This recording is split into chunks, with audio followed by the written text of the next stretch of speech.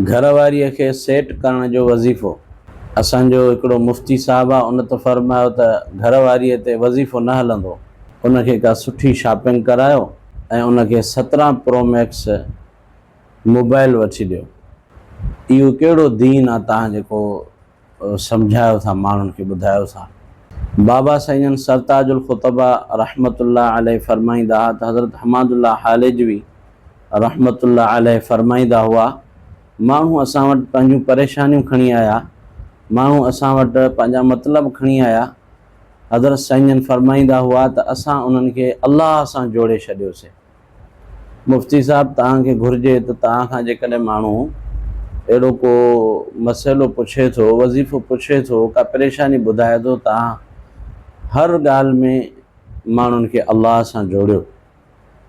17 pro max जो माईअ खे वठी ॾिए पंहिंजी घरवारीअ खे, पोइ उन में सॼो ॾींहुं क़ुरान ॿुधंदी न, सॼो ॾींहुं नातियूं ॿुधंदी, ड्रामो त ॾिसंदी कोन, गानो त ॿुधंदी कोन, सॼो ॾींहुं वाइज़ ॿुधंदी। मुफ़्ती साहिबु, इस्लाम में तरीक़ो बि आहे ऐं केतिरा सारा मुजरब वज़ाइफ़ असांजे उलमान किताबनि में लिखिया आहिनि।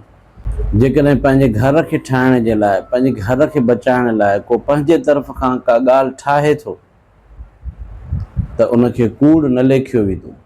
ऐं माण्हूअ खे घुरिजे, मर्द खे घुरिजे, पंहिंजे घर खे बचाइण जे लाइ तारीफ़ करे, उनजे सुठनि सुठनि कमनि जी तारीफ़ करे, पाण खे भलो करे, पाण खे बहितर बणाए, घर वारा बि बहितर थी वेंदा इंशाअल्लाह।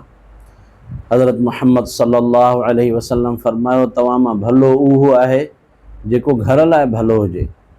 प्यारे नबी सल्लल्लाहु अलैहि वसल्लम फ़रमायो त सिर्फ़ु उन्हनि जे ऐबनि ॾे न ॾिसो, ख़ामियुनि ॾे, उन्हनि में जेके ख़ूबियूं आहिनि उन्हनि ॾे बि नज़र विझो। ऐं मर्द खे कोशिशि करणु खपे त पंहिंजे घरवारीअ जे भाइरनि जे बारे में, उनजे अबे अमा जे बारे में नाज़िबा अल्फाज़, अणवंदड़ अल्फाज़ उनजे आॾो न ॻाल्हाए। इहे शयूं दिलि में नफ़रत पैदा कंदियूं। उन्हनि जे लाइ सुठा लफ़्ज़ सुठे अंदाज़ सां, सुठे तरीक़े सां ॻाल्हाए। उनखां अलावा पंहिंजे इस्तिताअत मुताबिक़ पंहिंजे घरवारीअ ते ख़र्चु करे। हूअं विञाईंदो वते, लेकिन घर ते ख़र्चु करण जे लाइ उन वटि न हुजे, घर ते ख़र्चु न करे।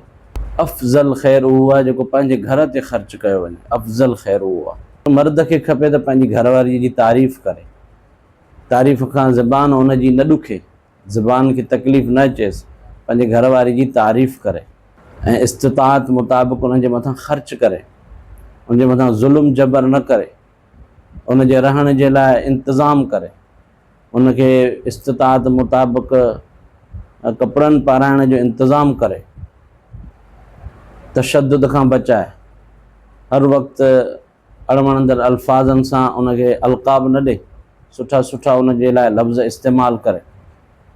मां हिकिड़ी जाइ ते वेठो हुउसि, हिकिड़ो ॼटु हिकिड़े हमराह खे चए पियो, अदा मुड़ुसु उहो आहे जेको पंहिंजे घरवारीअ खे मार ज़रूरु ॾे। मां उनखे खिली चयुमि, इहा तरग़ीब हिनखे न ॾे, ईअं न त हे वञण सां ई पंहिंजे घरवारीअ जा पुठाड़ा भञे। प्यारे नबी सल्लल्लाहु अलैहि वसल्लम कॾहिं बि पंहिंजी कंहिं घरवारीअ खे मार न ॾिनी। पंहिंजे घरवारीअ सां हुस्न अख़लाक़ सां पेश अचिजे ऐं उन्हनि जे इस्तिताअत मुताबिक़ ख़र्चु कजे। ऐं अलाह सुब्हानो बि फ़रमायो, आशिरूहुन्न बिल मारूफ़, उन्हनि सां सुठो सलूक रखो, सुठे तरीक़े सां हलो। बाक़ी वज़ीफ़ो दुआ बि घुरनि। जेकॾहिं घरवारी सेट न थी हले, मुड़ुस खे खपे नमाज़ुनि में नवाफ़िल पढ़ी, तिलावत करे, अज़कार करे, उन जे लाइ दुआ बि घुरे। इहो बि हिकिड़ो ज़रियो आहे। हुस्न अख़लाक़ ऐं जेके हुकूक आहिनि उहो बि अदा करे, इहो बि हिकिड़ो ज़रियो आहे। ऐं वज़ाइफ़ बि पढ़े, बुज़ुर्गनि जा वज़ाइफ़ आहिनि। औरतूं जेकॾहिं मर्दनि जे बारे में परेशान रहनि थियूं, मुड़ुस सेट नथा हलनि ऐं रवि उन्हनि जो सेट न आहे, त उहे बि ही वज़ीफ़ो करे सघनि थियूं। मर्द बि पंहिंजे घरवारनि जे लाइ ही वज़ीफ़ो करे सघनि था। मुजरबा ऐं अक्सीर आहे। सिपारो 21 सूरत रूम ऐं आयत नंबर 21। وَمِنْ آيَاتِهِ أَنْ خَلَقَ لَكُم مِّنْ أَنفُسِكُمْ أَزْوَاجًا لِتَسْكُنُوا